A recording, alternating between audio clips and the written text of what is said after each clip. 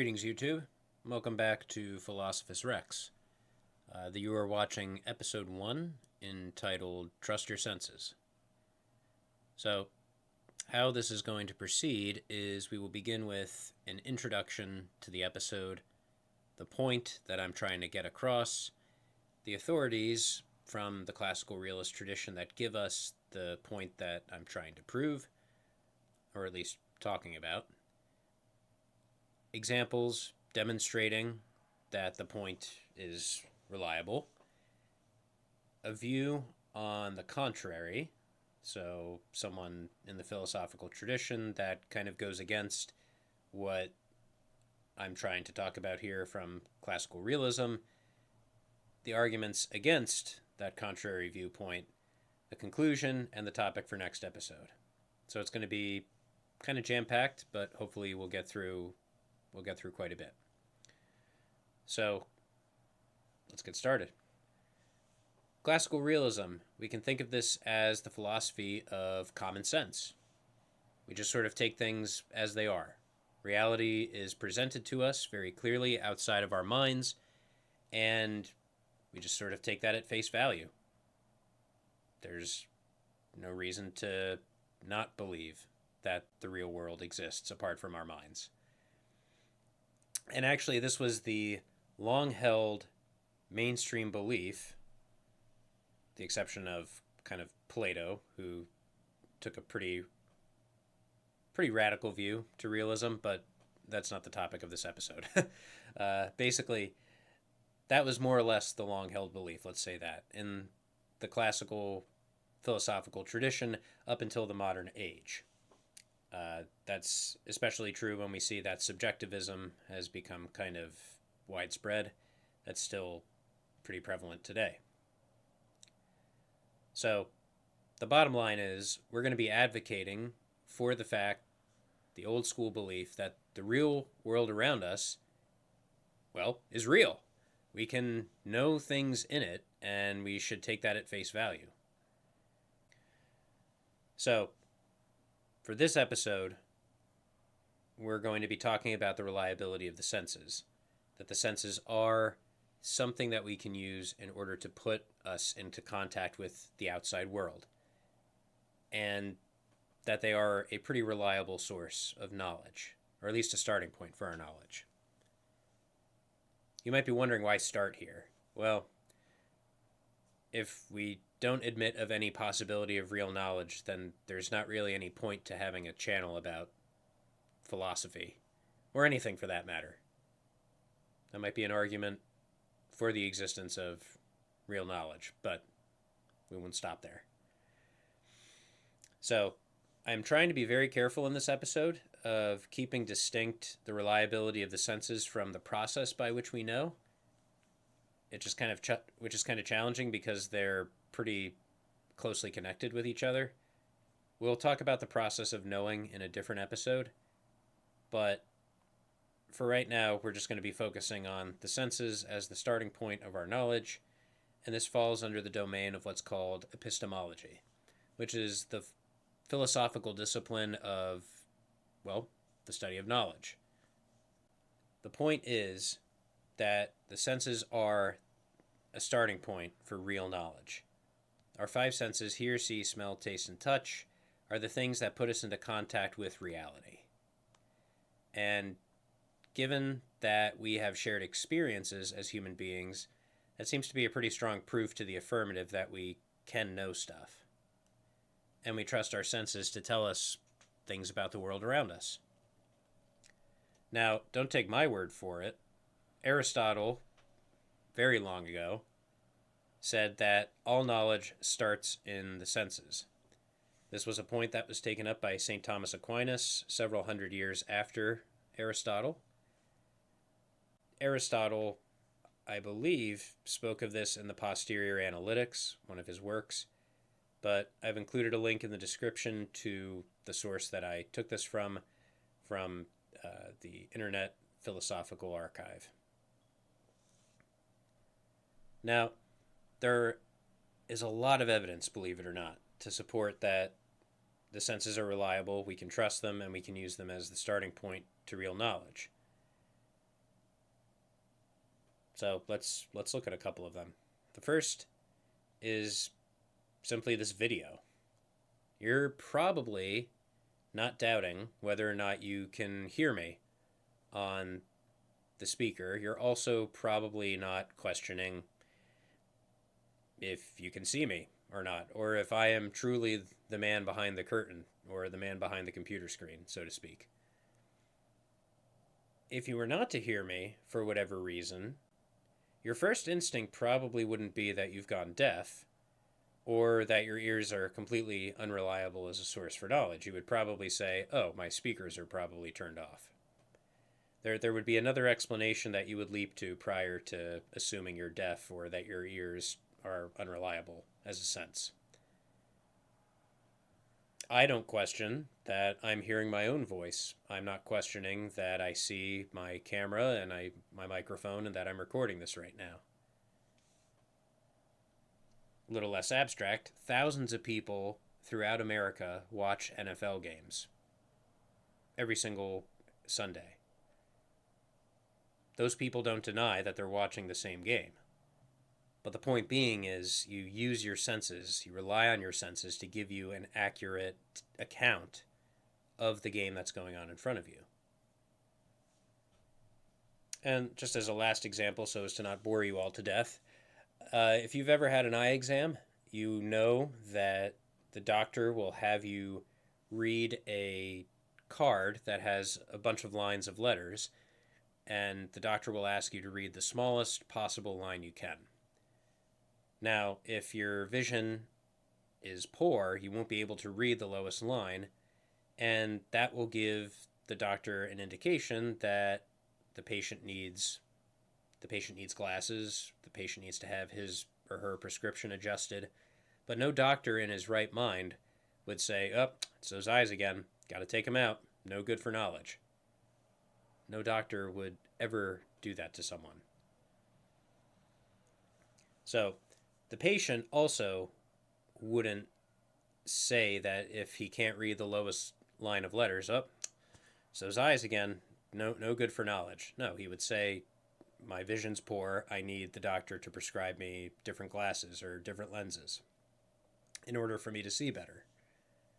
All of this might seem like a given, even to the point of being painfully obvious, but the reliability of the senses is not something that all philosophers always believed or kind of took as a fact.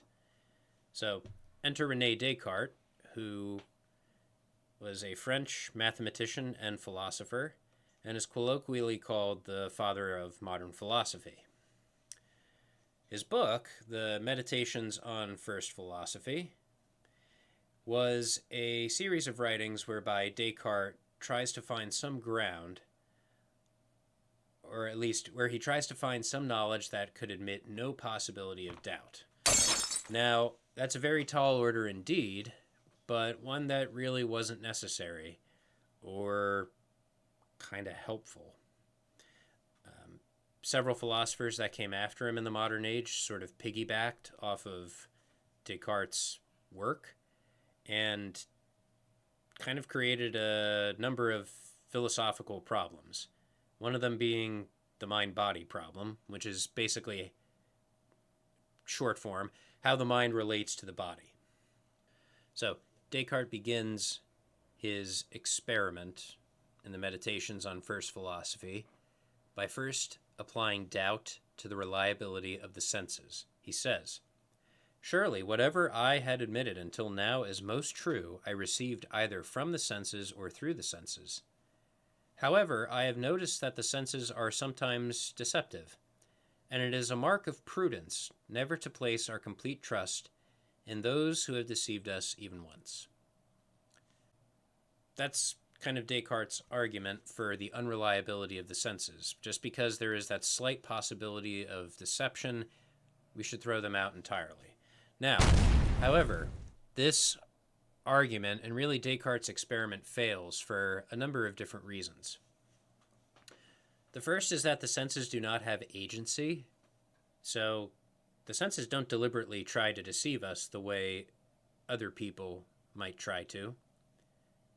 And also, just because one person has deceived us before in the past doesn't mean that we avoid all human beings altogether. That just doesn't seem like the right way to go about living.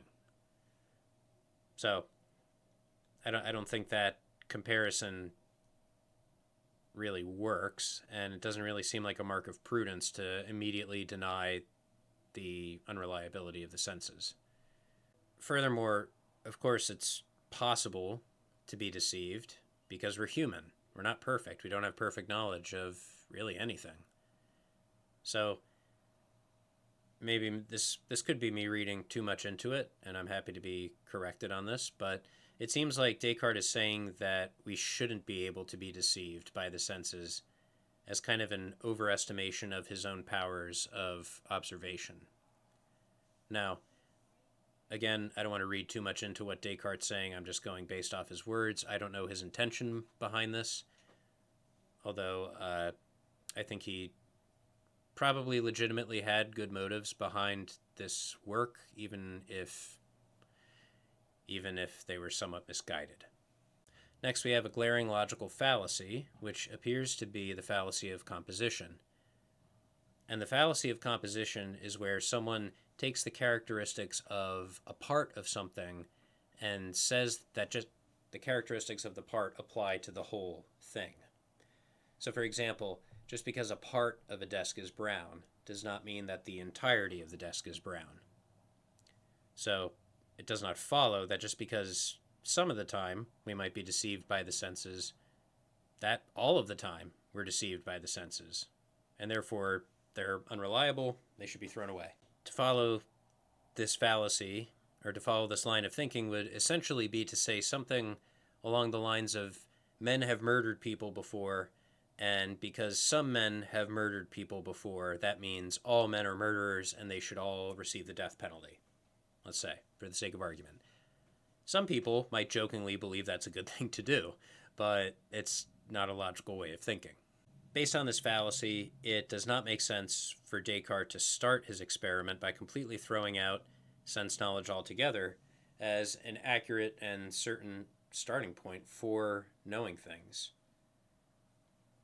However, to his credit, Descartes does actually acknowledge the existence of the paper that he's writing on and his winter dressing gown that he was wearing. So, and he even said that he would be considered a madman if he denied those things. So, not really sure why he continued down this road, but that's not for us to discuss now. Finally, it seems ironic in the Meditations that there are two things that Descartes does not doubt. One, at least, one is God, and that he exists. Two is the very experiment that he is undertaking of applying methodical doubt to everything he has ever learned. It seems like Descartes is assuming right from square one that doubt is a most certain principle, which is an evident contradiction. So, if Descartes really wanted to go far enough in his experiment, he would have applied doubt whole hog to everything. He would have applied doubt to God. People doubt God's existence all the time. He didn't doubt that he had the correct conception of God. And yes, there is a correct conception, which we'll get to later on, but that somehow made it into his experiment as not being doubtable. He also didn't doubt his doubting. He never doubted if he was applying doubt in the correct manner. So, a couple of things seem to not really fall under the same strict scrutiny that Descartes wanted to apply to everything else he learned. All of that about René Descartes aside, Father Kevin of Our Lady of Sorrows, in his really excellent book, Reality, Volume 1, Natural Theology, he just makes the very plain point, why should we doubt our senses? What evidence can people point to in the world around us that would give us any reason to not trust our senses right from the get-go? And the reason is just simply that there is no evidence. There is no good evidence for denying the reliability of the senses as a good starting point for our knowledge. So even if we can be misled sometimes about what our senses are giving us, trusting our senses is an accurate way to get information about the world outside of our minds. But it takes humility and it takes trust. And so we're not infallible as human beings, and I think because of that we should be willing to accept correction whenever someone calls into question our perception of reality. That being said, the bottom line is that the senses put us into contact with reality, and it is through reality and contact with it that we acquire real knowledge. So, that being said, what is it that we know? Well, that'll be the topic for the next episode, so stay tuned. Until then, let us pursue the truth. Let us know the truth. Let us love the truth, and let us live the truth. All glory to the Lord Jesus Christ. We'll see you next time.